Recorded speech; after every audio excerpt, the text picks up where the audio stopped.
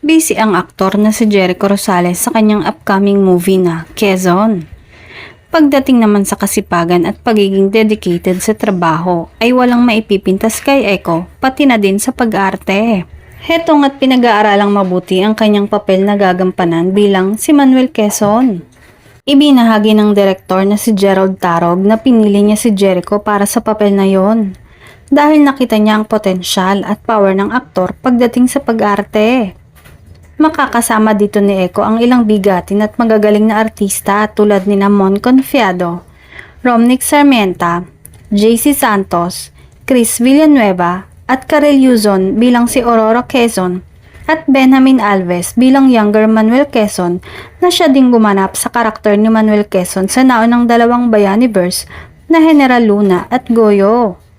Sabi ng ibang netizen, todo trabaho si Eco sa kanyang pagbabalik showbiz, na talaga namang katangian na ng aktor kahit nung nagsisimula pa lang siya sa showbiz.